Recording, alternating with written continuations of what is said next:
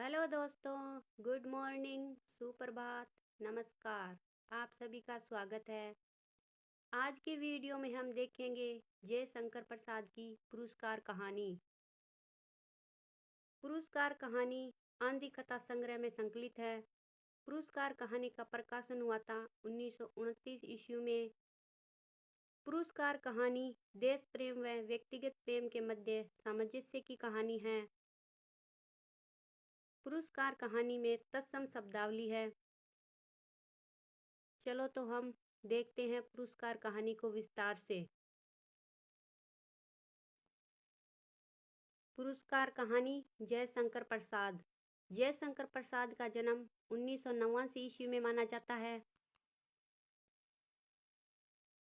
आद्र नक्षत्र, आकाश में काले काले बादल जिसमें देव दुंदुभी का घोष। ये सीन है कौशल के उत्सव का। ये कहानी की शुरुआत का सीन है तथा इसमें कौशल के उत्सव का वर्णन किया गया है। कौशल का यह उत्सव बहुत प्रसिद्ध है जिसमें कौशल नरेश एक दिन के लिए कृषक बनते हैं।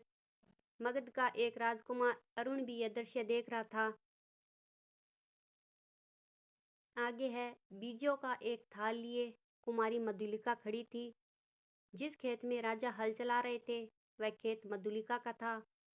सब लोग राजा को हल चलाते हुए देख रहे थे, पर राजकुमार अरुण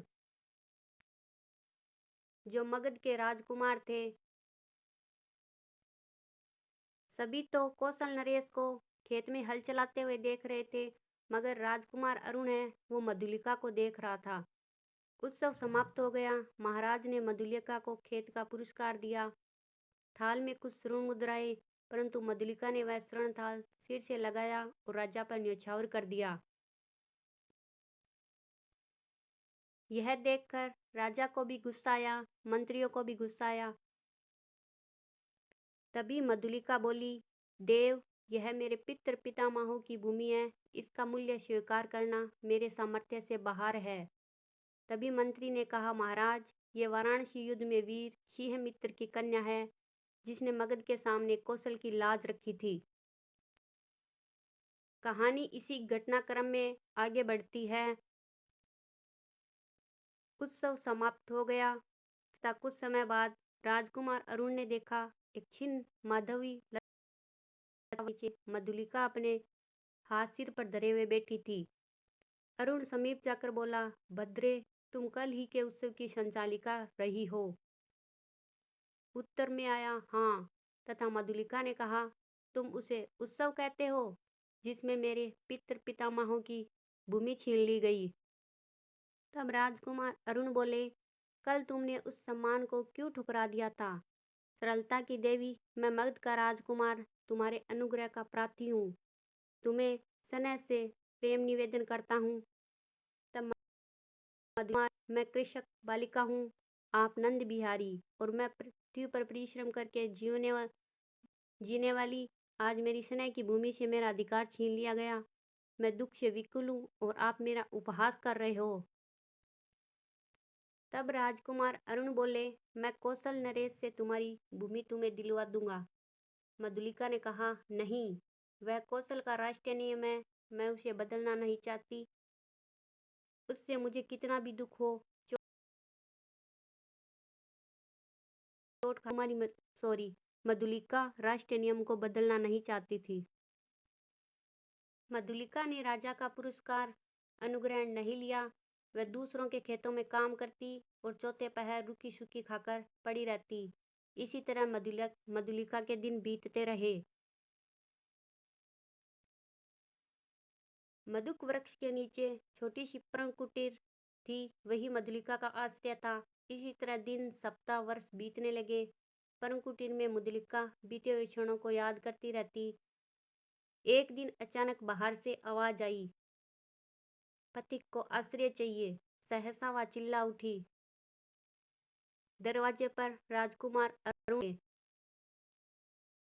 मधुलिका बोली, राजकुमार? आश्चर्य से युवक ने कहा, मधुलिका? अरुण ने कहा, मैं मगध का विद्रोही कौशल में जीविका खोजने आया हूँ।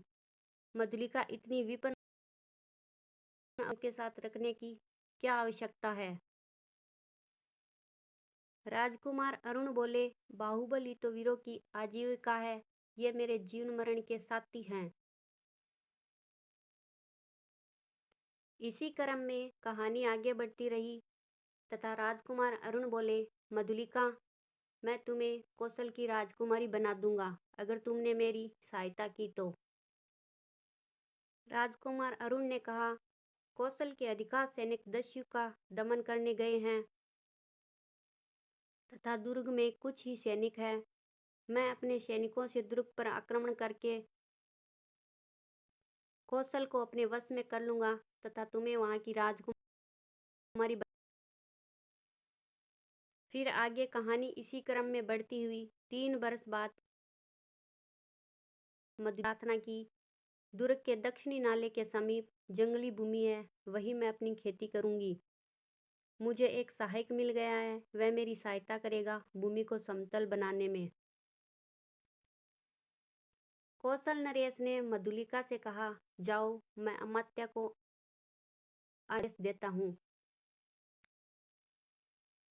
राजकुमार अरुण, मधुलिका व कुछ सैनिक उस उबड़ खाबड़ भूमि को समतल करने में लगे तथा मार्ग बना रहे थे कौशल दुर्ग जाने के लिए। इसी तरह कहानी क्रम आगे बढ़ते हुए अरुण ने एक दिन कहा, मधुलिका, 4 पहर और, पर बाद में ही इस जीर्ण कलेवर कौशल राष्ट्र की राजधानी श्रावस्ती में तुम्हारा अभिषेक और मैं मगध से निर्वासित एक स्वतंत्र राष्ट्र का अधिपति बनूंगा। मधुलिके। तभी मधुलिका बोली, तुम्हारा साहस देखकर मैं चकित हो रही हूँ। सिर्फ 100 सैनिकों से तुम रात के तीसरे पहर मेरी विजय यात्रा होगी। मधुलिका ने कहा, तुमको इस विजय पर विश्वास है? अवश्य। तुम झोंपड़ी में यह रात बिताओ, प्रभात से राजमंदिर तुम्हारा लीला निकेतन होगा। मधुलिका, इसी कार्य को अर्धरात्रि तक पूरा कर लेना चाहिए। अरुण तब रात्रि भर के लिए विदा मधुलिके और मधुलिका उठकर अंधकार में झोंपड़ी की ओर चली गई। उसके हृदय में भाव उठने लगे, अरुण अगर सफल नहीं हुआ तो श्रावस्ती दुर्ग एक विदेशी के अधिकार में क्यों जाए। मधुलिका के मन में अचानक एक तरफ तो राष्ट्रीय प्रेम, एक तरफ अरुण के लिए प्रेम, दोनों में द्वंद्व उठने लगा।